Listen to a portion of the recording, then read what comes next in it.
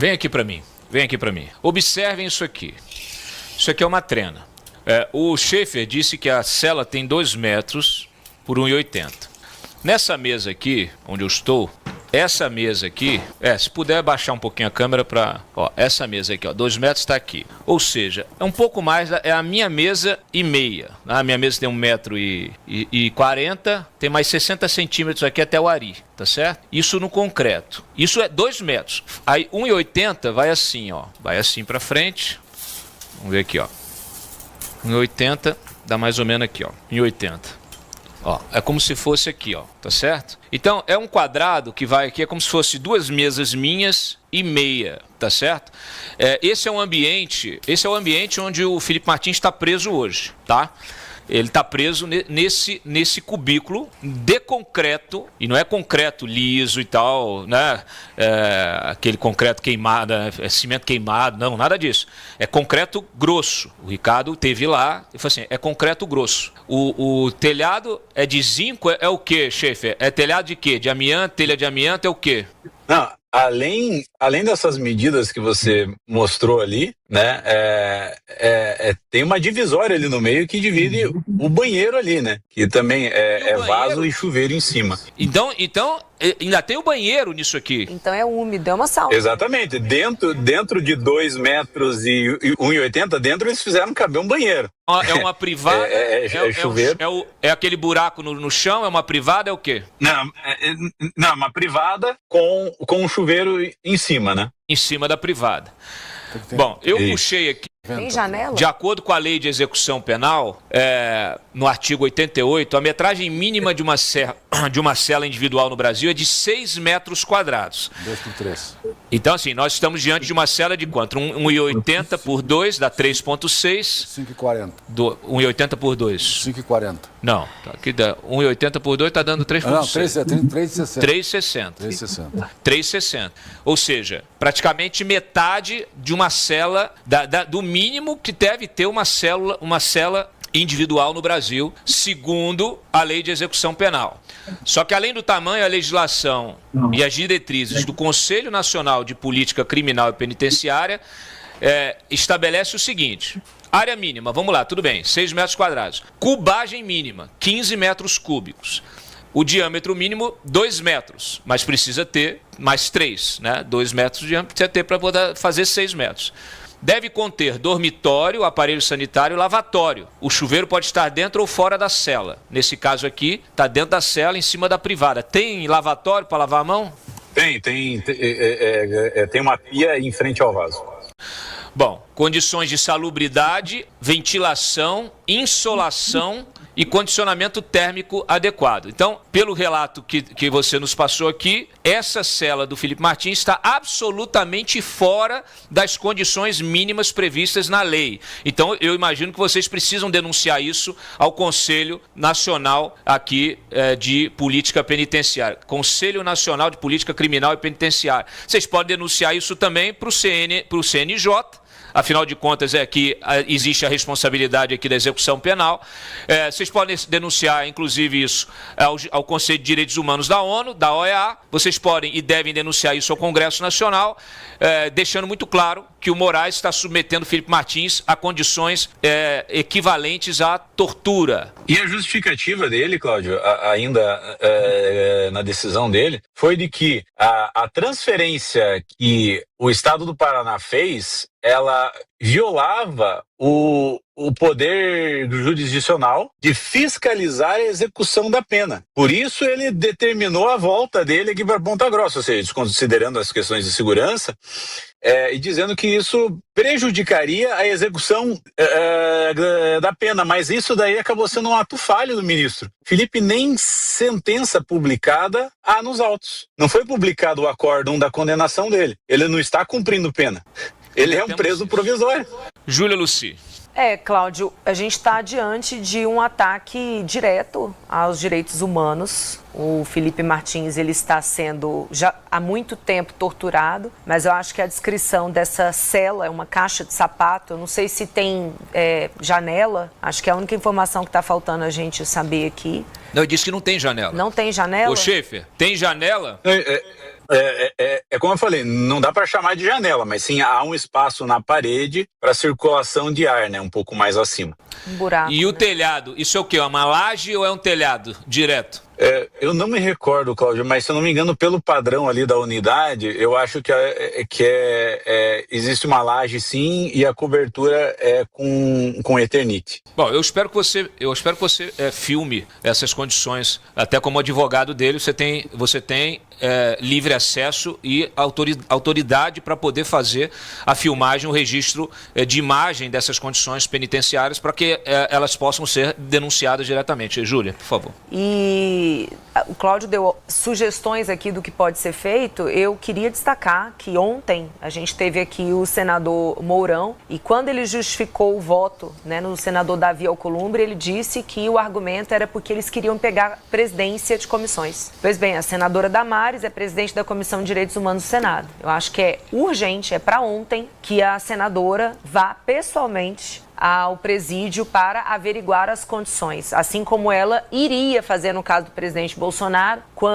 antes, né, da transferência dele. E sim, o Conselho Nacional de Justiça, ele tem, inclusive, um órgão que é o Departamento de Monitoramento de Fiscalização do Sistema Carcerário, que é, inclusive, um órgão dentro do CNJ, criado por lei, que tem essa função de fiscalizar como está sendo o cumprimento de pena. Então, acho que essas duas atitudes imediatas, assim, do ponto de vista institucional, o CNJ, o DMF do CNJ sendo acionado e a Comissão de Direitos Humanos no Senado Federal. Agora, gente, o Felipe Martins é uma pessoa que vem sendo torturada há muito tempo. Não há nenhum motivo para ele continuar preso. Já se sabe que ele não teve qualquer tipo de participação em nada, mas se ele fosse solto nesse momento, toda essa construção mentirosa de uma tentativa de golpe que nunca existiu começaria a cair por terra. E a gente sabe que o único golpe no Brasil que aconteceu, de fato, foi esse golpe no sistema financeiro nacional dado por Vorcaro, em parceria, inclusive com ministros do Supremo. A gente vai destrinchar aqui as próximas revelações das conversas dele,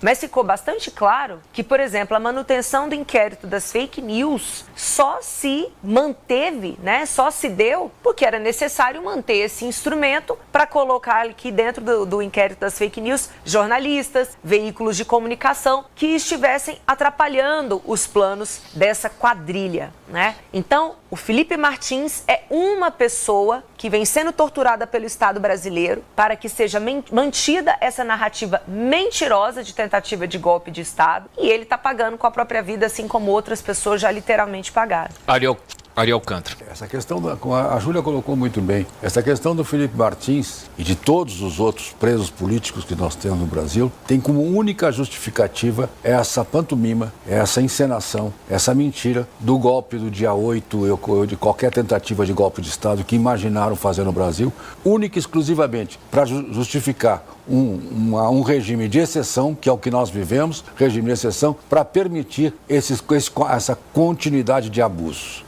Essa é a verdade.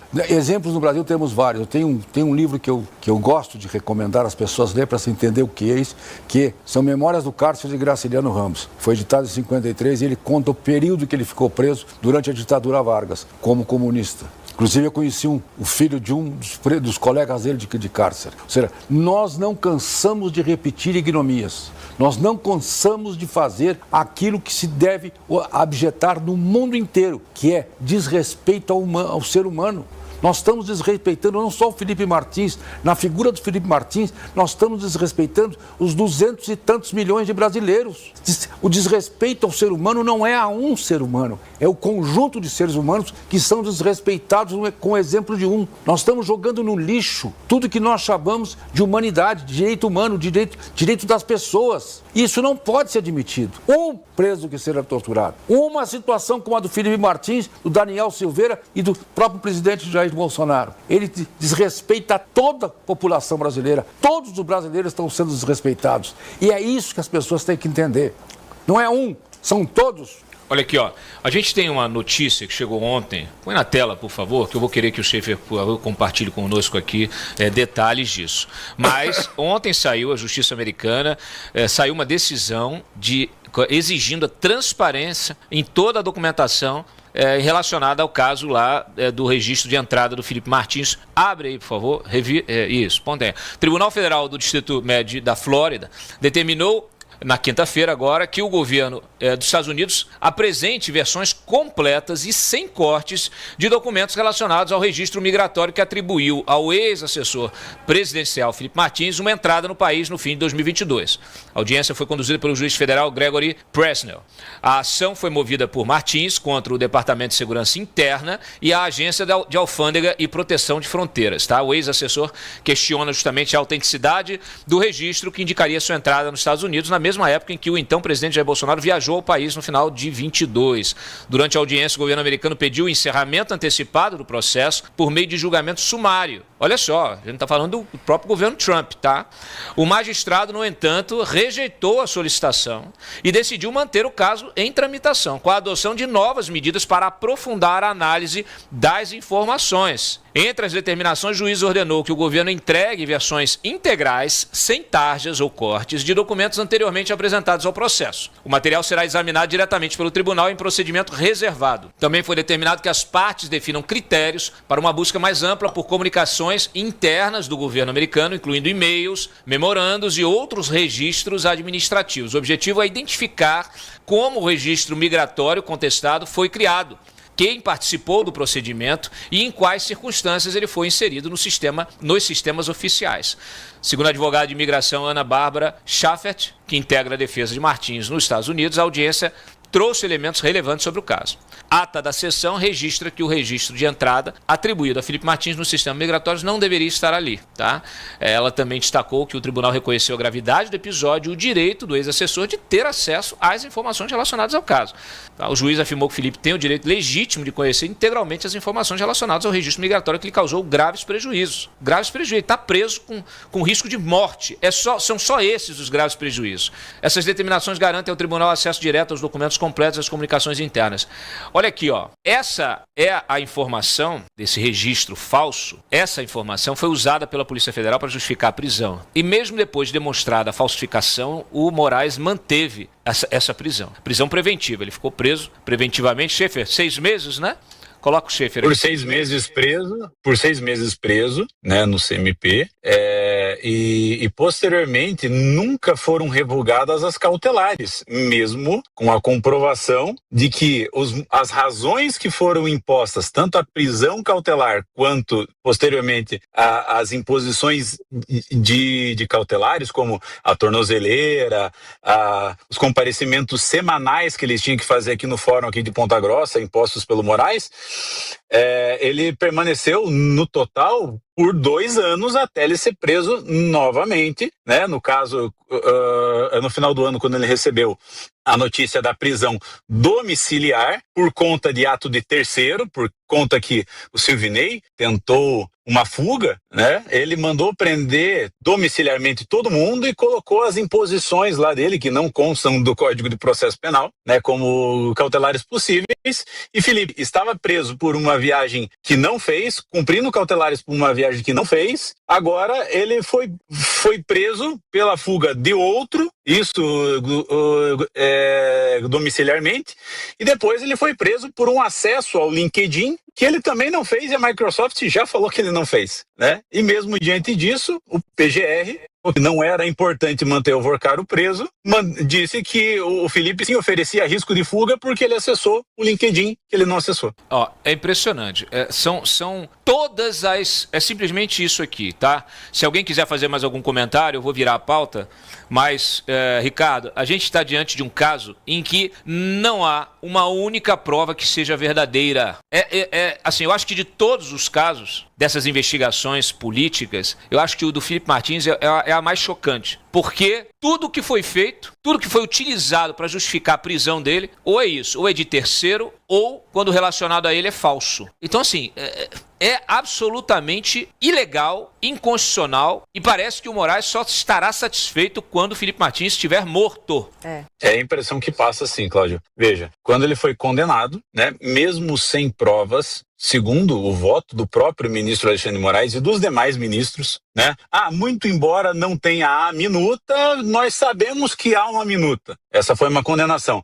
Muito embora não haja mensagens mencionando o Felipe, nós sabemos que ele era importante.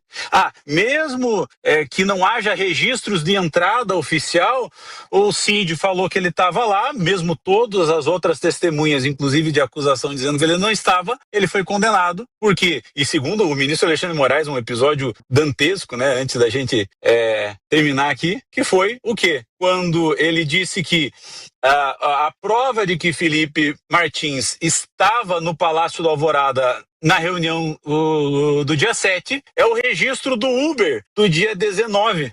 E isso, enfim, está lá ainda, né? Vamos ver se eles vão manter, né, na publicação do acórdão essa excrescência jurídica, mas eu me recordo muito bem, quem quiser pode buscar lá no YouTube, o ministro proferindo esse voto, além do que a Carmen Lúcia dizendo que